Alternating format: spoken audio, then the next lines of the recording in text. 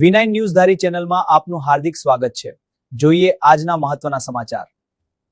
Breaking Amreli Dhari તાલુકાના છત્રિયા ગામે મહિલા શિક્ષકે સાથી શિક્ષક ઉપર વિદ્યાર્થીની ઉપર છેડતીના કર્યા આક્ષેપો। મહિલા શિક્ષક દ્વારા આક્ષેપમાં સ્પષ્ટપણે જણાવ્યું કે વિદ્યાર્થીનીઓને બોલાવીને છેડતી કરતા હોવાના થયા આક્ષેપો।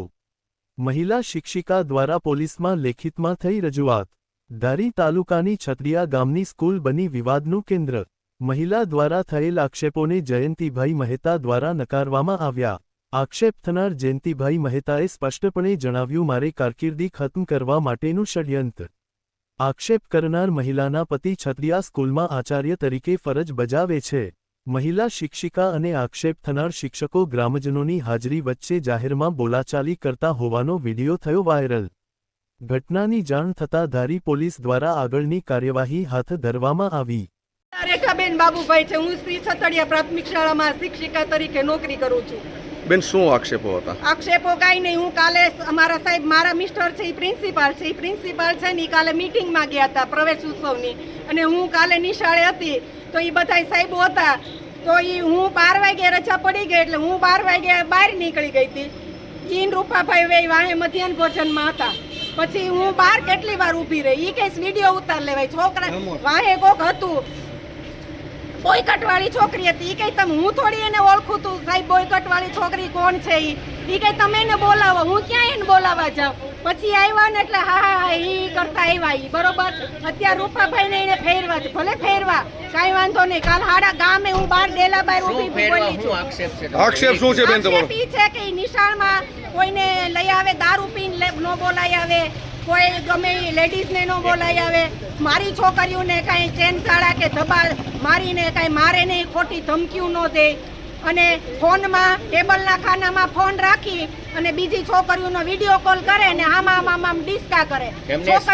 સ્કૂલની વિદ્યાર્થીનીઓ છે એની હારે કઈ હડપલા કરે? હા, એને આમ ધબ્બો મારીને પટીઓને આમ કરે છોકરીઓને, અને છોકરીઓને ધમકી દે। ઈ છોકરીઓ બોલશે, 5-6 નહીં, બધી છોકરીઓ કહે છે। એમની આજે મામલો પોલીસ સ્ટેશને પહોંચ્યો છે, મુદ્દો મેઇન શું છે? મુદ્દો મેઇન ઈ જ છે, એની આટુથી જ છે, આ છોકરીઓ આટુથી હાલે જ છે કેદુનું। છોકરીઓ કેવા આવે છે, મારી પાસે છોકરીઓ એમ કહે કે જયંતિ સાહેબ અમને આમ કરે છે। મેં કીધું તમે વાલીને કયો, તો ઈ કહે કે વાલી અમને ભણવા ન આવવા દે। જો આજે જ એક છોકરીને મમ્મી લઈને વયા ગયા, ઈ કે અમાર છોકરીનું નામ નહીં, કે વિડીયો નહીં, વાલી વયા ગયા લઈને। મેં કાંઈ વાંધો નહીં તમ તારે। સરપંચને મેં કીધું, સરપંચ કે તમે સાબિત કરી લ્યો। હવે હું આજે ઓચિંતા કાલી થયું એટલે આજે તરત મેં સાહેબને કીધું, સાહેબ કઈ જવા દે ને એવી માથાકૂટ, એને વાલીને કાંઈ નથી, તું હું કામ આમ બોલે? મેં કીધું સાહેબ જો આજે એની અંદર હતો, કાલ અવાર તમે નહીં હોય, મારે નોકરી કરવાની છે, એટલે મારી બધું ચલાવી લેવાનું। તો એ ભાઈ કહે છે કે તમે ખોટું બોલો છો। 12:30 વાગ્યા સુધી હું પાદરે ઊભી રહીને બેન પછી તાળું દીધું, તો બહાર નીકળી જવું જોઈએ ને, વાંહે હું કામ હતું અહીંયા એક શિક્ષક તરીકે? હું લેડીઝ એકલી જ ત્યાં ઊભી હતી, બધાય સાહેબો વહી ગયા હતા, હું કામ ત્યાં ઊભું રહેવું જોઈએ? અગાઉ પણ ક્યાંક નોકરી કરતા હતા? હા, અને વાઘવડી શાળામાં બન્યું, આકડી ગાડીમાં બેઠા પોલીસ ગાડીમાં જો હું હતી ને, એનો ફોન સતત ચાલુ છે, ગામને ભેગા કરી લ્યો, વાલીને ભેગા કરી લ્યો, વાલી નામ સમજાઈ દો। આ અગાઉ વાઘવડી બન્યું તું ઇસ્યુ, એવો જ ઇસ્યુ અહીં બન્યો। વાઘવડી હું ઇસ્યુ કરવા ગઈ હતી, હાલો ઈ એમ કે અહીંયા હું ખોટું બોલું, ત્યાં હું ઇસ્યુ કરવા ગઈ હતી। ટૂંકમાં બેન આક્ષેપો શું છે તમારા? બોલે છે ઇસ્યુ શું છે આખો ટૂંકમાં કહી દો ને? બસ આ છે છેડતીનો ઇસ્યુ। કોની ઉપર? છોકરીઓ ઉપર ને મારી ઉપર। મારું હું નીકળું એટલે છે બોલે છે, હું આગળ બોલી। અચ્છા, કયા ધોરણની છોકરીઓ? છોકરીઓ 6ઠા હાથમાં, મોટી છોકરીઓ બધી મોટા ધોરણ। એને કમ્પ્લેન? હા, અને બાલવાટિકાના છોકરાને પોતાને આમ પપ્પિયું કરે ને એવું કરે છે, અને હું બોલાવે તમ તાર છોકરાને। વાલીની જરૂર નહીં પડે, છોકરાને વાલી નો ચડાવે ને કોઈ નો ચડાવે। બાલવાટિકાનો છોકરો વિડીયો માર પાસે આગળ છે, બોલાવો। આ મામલે આપે બેન પોલીસને અરજી આપી છે? અરજી આપી છે, હું આવી જ છું, અરજી આપવા જ આવી છું। ઓકે બેન, ઓકે। મહેતા જયંતિલાલ હિંમતલાલ, હું છતડિયા પ્રાથમિક શાળામાં શિક્ષક છું।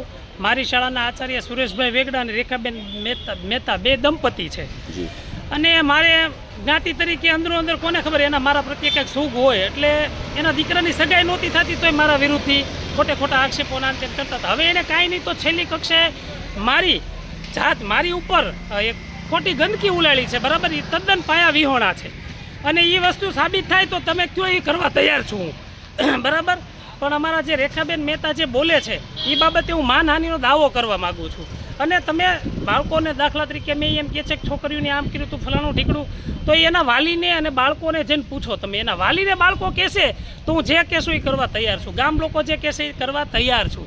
પણ આ તો અમારો મેટર છે, અંદરો અંદર અમારે વાંધા છે. એની સ્કૂલના નામે ખપાવે છે અને મારા વિરુદ્ધ હાવ ખોટે ખોટો મને બદનામ કરે છે.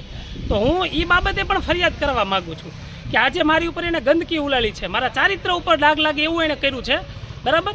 તો એ વસ્તુ એ સાબિત કરી દે.